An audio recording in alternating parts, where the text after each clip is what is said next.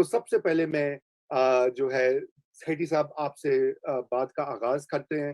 हफ़ीज़ शेख साहब का फ़ारिग होना आप कैसा देख रहे हैं? क्या ये साइन है या ये एक एतराफ़ है कि मईशत नहीं चल रही? देखिए बिल्कुल ये इतराफ़ है कि मईशत नहीं चल रही, मगर दिलचस्प बात ये है कि अभी हाल ही में पीटीआई की गवर्नमेंट ख़ुसूसन इमरान खान साहब हफ़ीज़ शेख को सेनेटर बनाना चाह रहे थे, और उसकी सिर्फ़ एक ही वजह थी सेनेटर बनाने की। वो ये थी कि जब तक वो एक फुल फ्लेश्ड मिनिस्टर नहीं होंगे, उस वक़्त तक वो 2 चीज़ें नहीं कर सकते। एक तो वो नेशनल फाइनेंस कमीशन की जो कमेटी है, उसकी सरबराही नहीं कर सकते, और अगर वो नहीं करेंगे तो फिर इमरान खान साहब को, प्राइम मिनिस्टर साहब को खुद करनी पड़ेगी, जो कि इमरान खान साहब नहीं करना चाह रहे थे। तो इसलिए उनको मिनिस्टर बनाना बड़ा ज़रूरी था। अब क्योंकि वो नहीं बने, तो अब ये सोचों में पड़ गए हैं कि अच्छा, अगर वो नहीं बने तो फिर अब क्या किया जाए? क्योंकि वो 6 माह से ज़्यादा एडवाइज़र ऑन फाइनेंस से ज़्यादा रह नहीं सकते। और बहुत से ऐसी चीज़ें हैं जहाँ मिनिस्टर को खुद बैठना पड़ता है। तो मैं ये समझता हूँ कि खान साहब ने अंदर कोई डीप थिंकिंग हुई है, और वहाँ यही है कि जी, इस वक़्त जो 2 सबसे अहम डेवलपमेंट्स हैं इस मुल्क के अंदर, जो प्रॉब्लम्स चल रहे हैं, वो यही है। एक तो महँगाई, लोगों की चीखें निकल रही हैं, और दूसरा ये कि आपके जो कर्ज़े हैं वो इतने ज़्यादा हैं कि आपके पास अब खज़ाने में पैसे नहीं रहे। फ़ौज की डिमांड्स को पूरा करने के लिए, डेवलपमेंट बजट्स की डिमांड्स को पूरा करने के लिए, प्रोविंसेस को देने के लिए, लोकल गवर्नमेंट्स को देने के लिए, डेवलपमेंट फंड्स को देने के लिए, वगैरह-वगैरह। यहाँ तक कि आपके पास इतने पैसे भी नहीं थे कि थोड़ी-सी वैक्सीन ही आप इम्पोर्ट कर लेते, खरीद लेते, आपकी अपनी आवाम के लिए। अभी तक तो जो चैरिटेबल कंट्रीब्यूशंस मिल रही हैं, उसी के ऊपर गुज़ारा हो रहा है। तो ये सूरत-ए-हाल है, और इस सूरत-ए-हाल में ये ज़रूर वहाँ एक डेवलपमेंट ज़रूर हुई है कि भई, अगर हमें पैसे भी नहीं मिल रहे अमेरिका से, और सऊदी अरेबिया भी नाराज़ है, और कुवैत भी नाराज़ है, और यूएई भी नाराज़ है, और आईएमएफ भी गले पे फंदा लगा के बैठा हुआ है। एफएटीएफ का भी फंदा है अभी तक। और ऊपर से अब ये आईएमएफ हमें कह रही है कि स्टेट बैंक को भी आज़ाद किया जाए, क्योंकि वहाँ आईएमएफ का बंदा आके बैठा हुआ है, जैसे हफीज़ शेख साहब फाइनेंस मिनिस्ट्री में बैठे हुए हैं। तो शायद ये तो नहीं है कि अब काबीना के अंदर ये सोच है कि यार, ये आईएमएफ प्रोग्राम जो है, ये किसी तरीके से निकालें, ख़त्म करें इसको, क्योंकि इसकी जो पाबंदियाँ हैं वो बड़ी सख्त हैं। आपने देखा स्टेट बैंक की ऑटोनॉमी के ऊपर भी बड़ी रेजिस्टेंस आ रही है। इसी तरीके के साथ आईएमएफ की जो पॉलिसीज़ हैं, जिसके साथ ग्रोथ नहीं हो रही, और मनी सप्लाई को रोका जा रहा है, और टाइट की बेल्ट टाइटनिंग हो रही है, और क्योंकि आपके रेवेन्यूज़ नहीं बढ़ रहे, तो और भी आईएमएफ आपके ऊपर सख्त इक़दामात करने जा रहा है कि जी, तेल की कीमत बढ़ाएँ, बिजली की कीमत बढ़ाएँ, वगैरह-वगैरह। जिसके साथ ज़ाहिर है कि फिर इन्फ्लेशन भी होती है, महँगाई और बढ़ती है। तो इस वजह से शायद ये सोच हुई है वहाँ कि अब शायद कोशिश दो किस्म की कोशिश की जाए। एक तो ये कि कोई ऐसा शख्स लाया जाए जो कि ज़्यादातर आईएमएफ की तरफ ना देखे, मगर हुकूमत की तरफ देखे, कैबिनेट की तरफ देखे, उनके जो ऑब्जेक्टिव्स हैं उनको फुलफिल करने की कोशिश करे, जिसमें ज़ाहिर है महँगाई is a very major issue.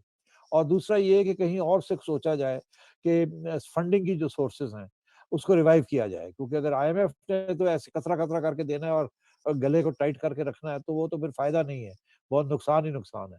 तो कोई और सोर्सेज़ ढूँढी जाएँ। तो मैं इसलिए समझता हूँ कि हफीज़ शेख साहब की अब छुट्टी कराई गई है।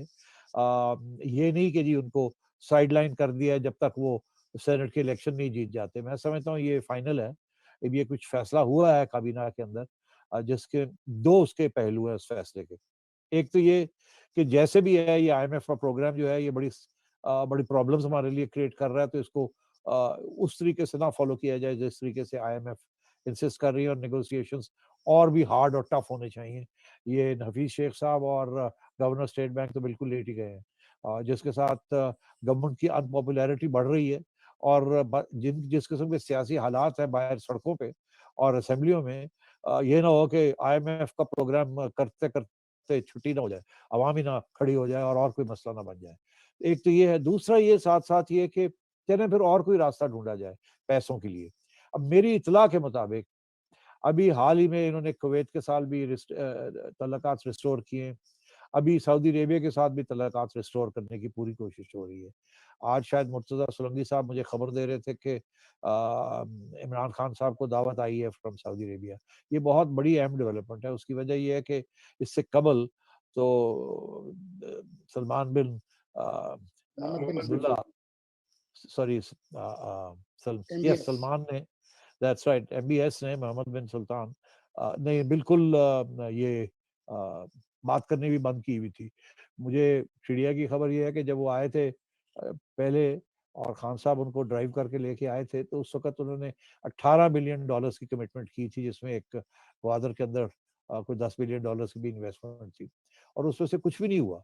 और फिर एक स्टेज ऐसी आई कि उन्होंने वो जो एक फ़ोन दे के गए थे खान साहब को कि ये ले रखिए फ़ोन, इसको बटन दबाइएगा तो मैं डायरेक्ट मुझे मिलेगी, तो मेरे से बात कर सकेंगे। वो फ़ोन भी उन्होंने डिस्कनेक्ट कर दिया, और अभी हाल ही में बहुत नाराज़गियाँ भी थी जो कि हम डिस्कस कर सकते हैं।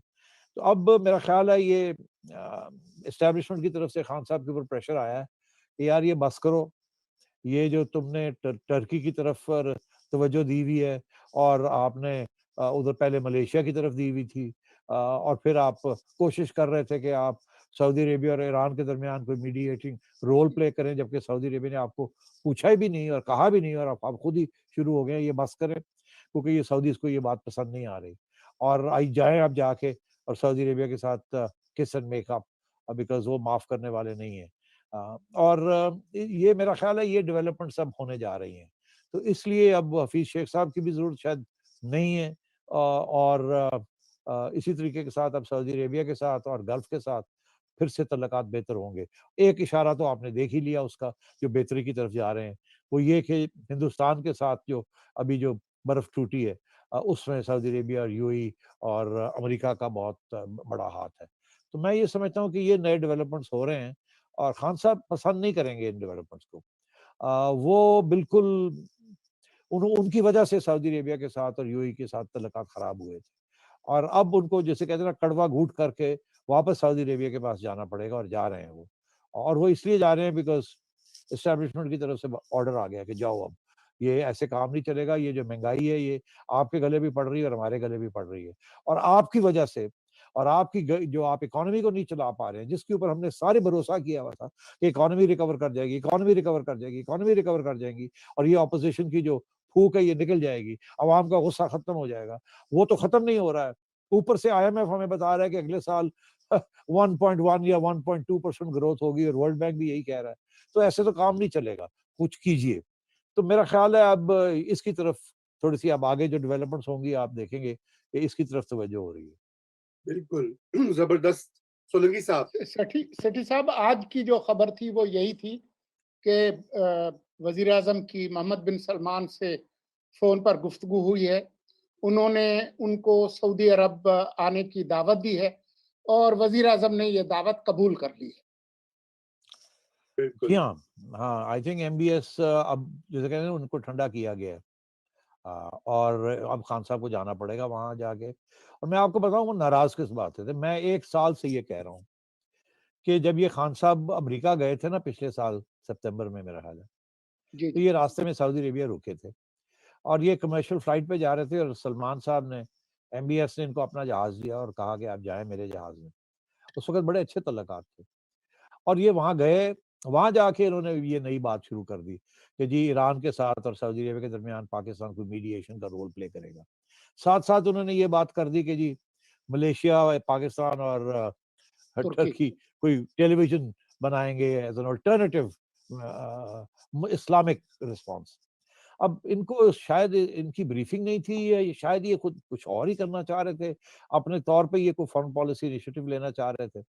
2 बातें, पहली बात तो ये है कि सऊदी अरेबिया कभी भी एक्सेप्ट नहीं करेगा कि आप तुर्की के करीब हों।